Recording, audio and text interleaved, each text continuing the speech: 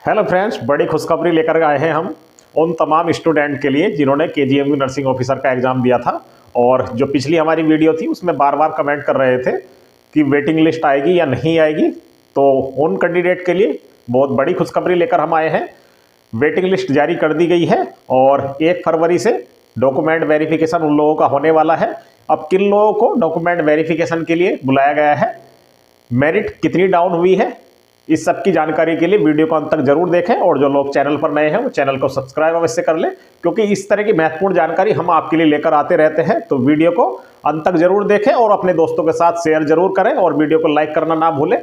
कितनी मेरिट नीचे गई है, किन लोगों को डॉक्यूमेंट वेरिफिकेशन के लिए बुलाया गया है, इस सब की जानकारी इस वीडियो के माध्यम से आपको दी जाएगी।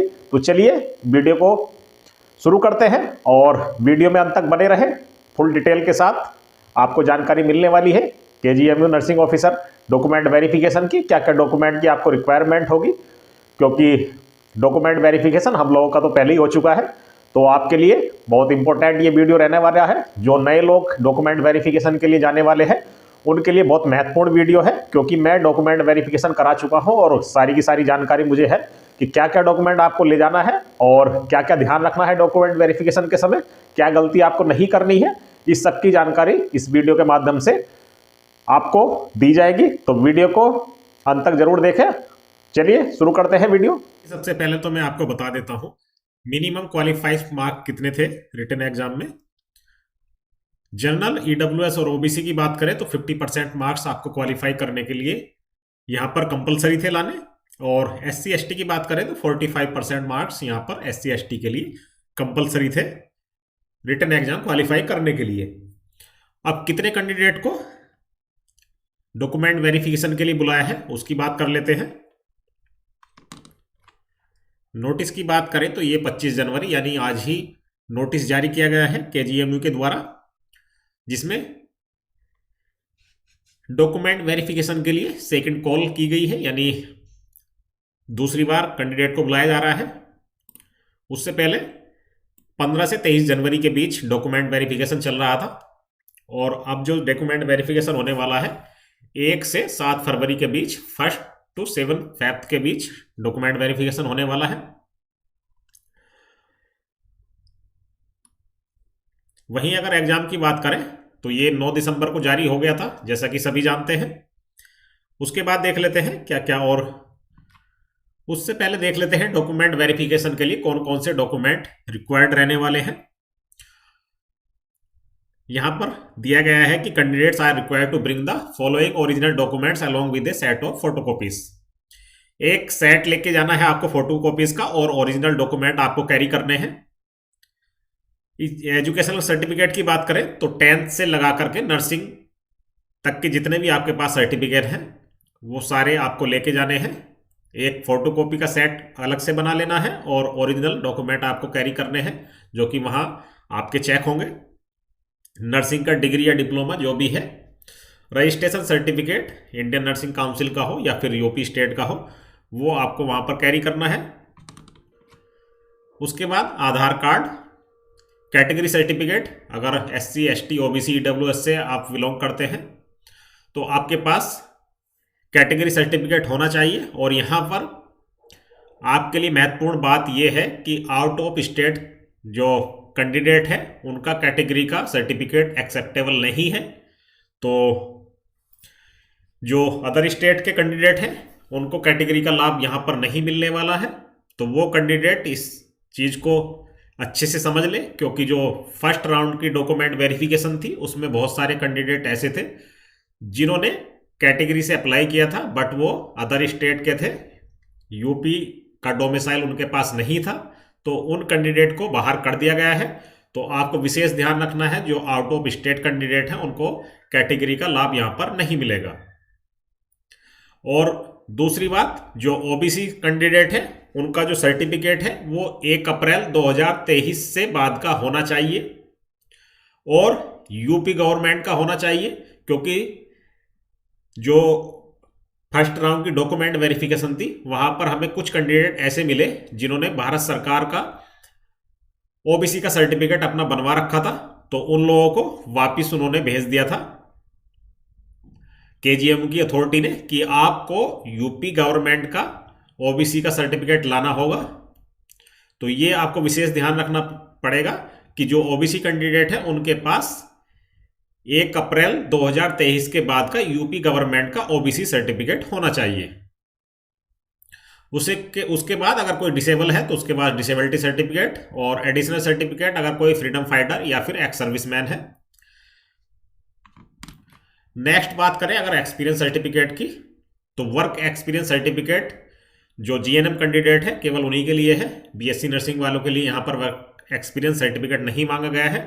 केवल जीएनएम कैंडिडेट के लिए एक्सपीरियंस सर्टिफिकेट की यहाँ पर आवश्यकता पड़ने वाली है। और उसके साथ साथ एनओसी, अगर कोई कैंडिडेट प्रेजेंट में जॉब कर रहा है, चाहे तो स्टाफ नर्स की जॉब कर रहा हो, चाहे सीएचओ की कर रहा हो, चाहे अदर कोई जॉब कर रहा हो, उसके लिए एनओसी की आवश्यकता पड़ने वाली है। क्योंकि मेरे साथ की घटना मैं आपको बता देता हूं, जो मेरे साथ घटना हुई थी।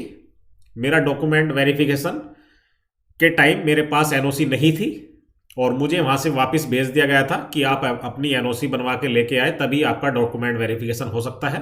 तो ये गलती आप ना करें। जो लोग प्रेजेंट में जॉब कर रहे हैं तो वो पहले से अपनी एनओसी लेकर जाएं, क्योंकि 1 फरवरी तक अभी काफ़ी समय है, तब तक आप अपनी एनओसी अपनी बनवा लें, जिससे कि आपको दोबारा परेशान ना होना पड़े। नेक्स्ट अगर बात करें फोटोग्राफ की, तो 2 लेटेस्ट फोटोग्राफ आपके पास होने चाहिए, क्लियर बैकग्राउंड हो उनका।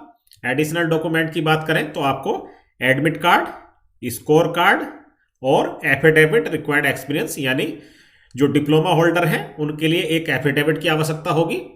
वो प्रीवियस वीडियो में हमने एक जो एफिडेविट का मैटर था कि क्या उसमें लिखवाना है, वो आप मेरी प्रीवियस वीडियो देख लें, वहां से आपको पता लग जाएगा।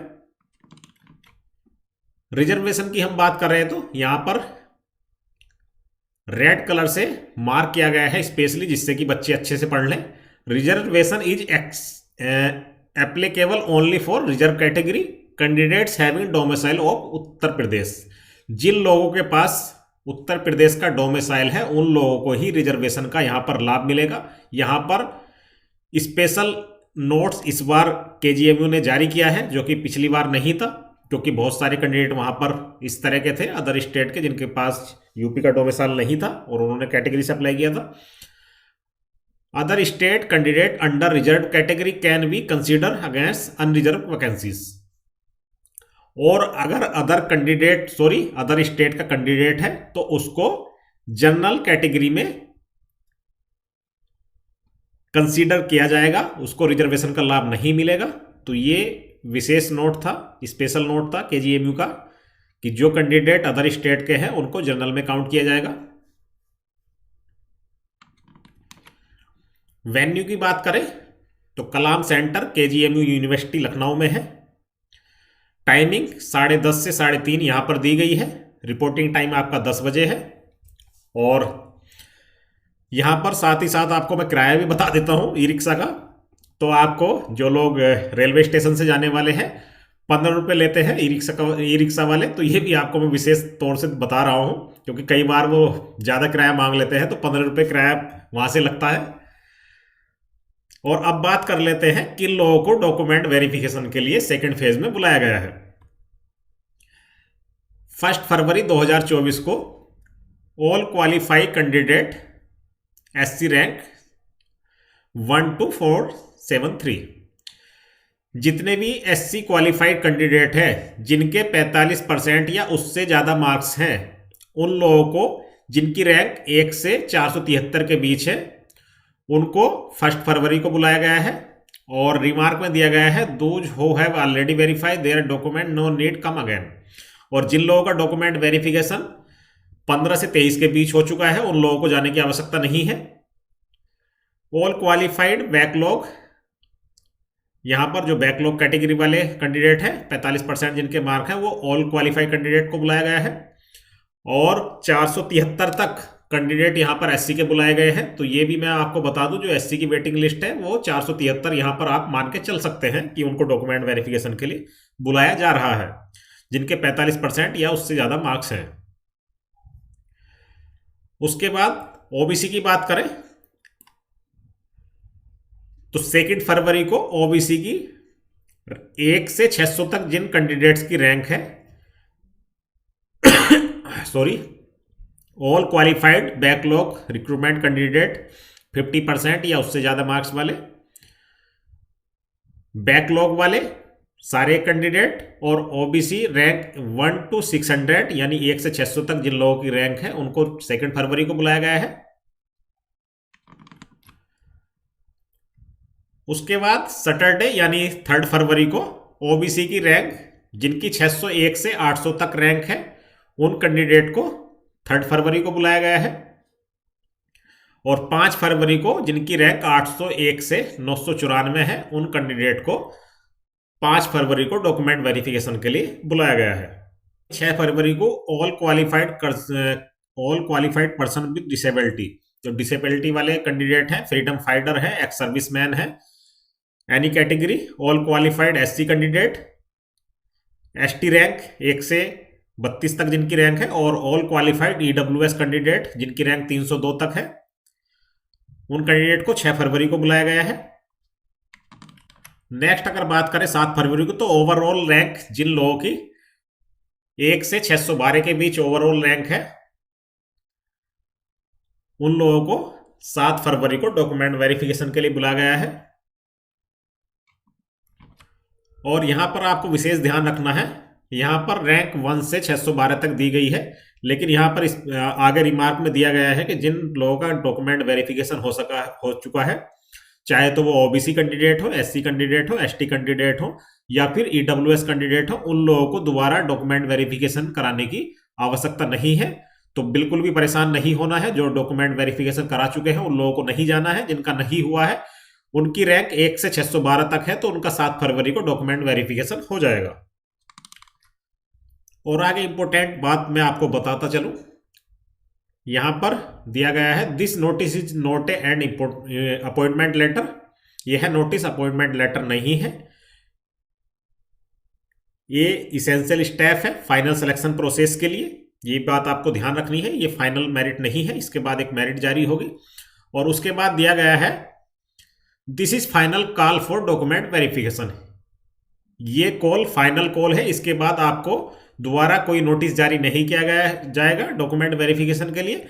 Any absence will be considered that candidate not willing to participate in the required process further. अगर कोई एब्सेंट रहता है कैंडिडेट, तो उसको दोबारा मौका नहीं मिलने वाला है। तो ये चीज आपको ध्यान रखनी है।